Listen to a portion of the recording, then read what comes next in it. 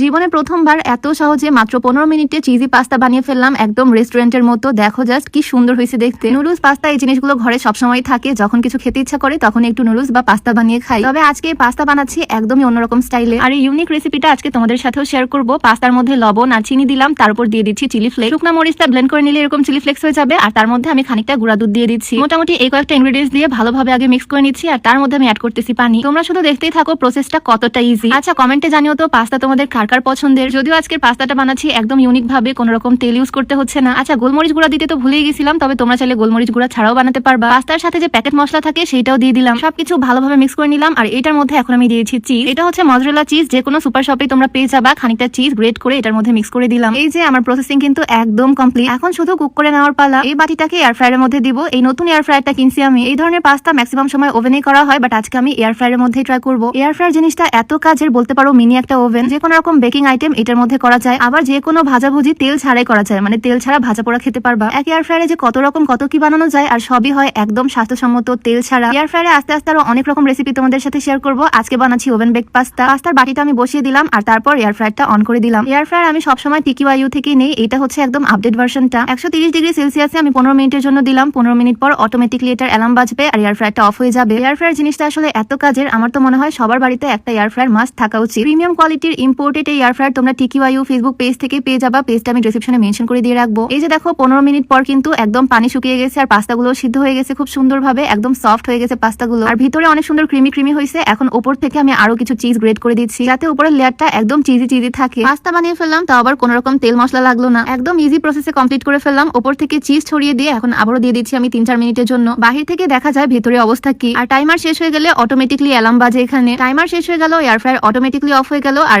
এই যে দেখো আমার ওভেন বেক পাস্তার ফাইনাল লুক, দেখো কি সুন্দর হয়েছে, তাই না? আমার তো দেখে লোভ লেগে যাচ্ছে, একদম চিজি চিজি। প্রথমবার আজকে আমি এটা ট্রাই করলাম, আর ফার্স্ট টাইমে আমি সাকসেসফুল, আলহামদুলিল্লাহ। বাটিটা একদম গরম হয়ে গেছে। সিরামিক্সের যে কোনো পাত্র বা স্টিলের পাত্র কিন্তু খুব সহজেই এয়ার ফ্রায়ারের মধ্যে ইউজ করা যায়, কোনো প্রবলেম হয় না। তোমাদের ভাইয়া তো এত লোভনীয় পাস্তা দেখে আর লোভই সামলাতে পারতেছে না। দেখো কি সুন্দর, একদম চিজি চিজি। এক বাটি বানিয়েছি, যেহেতু প্রথমবার ট্রাই করলাম, তবে এই এক বাটি পাস্তাই সবাই মিলে খুব মজা করে খেয়েছি। সিম্পল রেসিপি, চাইলে তোমরাও ট্রাই করতে পারো। আর এয়ার ফ্রায়ার পেয়ে যাবা টিকিওয়াইউ পেজ থেকে, পেজটা ডেসক্রিপশনে থাকবে। তো আজকে ভিডিও এখানে শেষ করছি। সবাইকে আল্লাহ হাফিজ, আসসালামু আলাইকুম।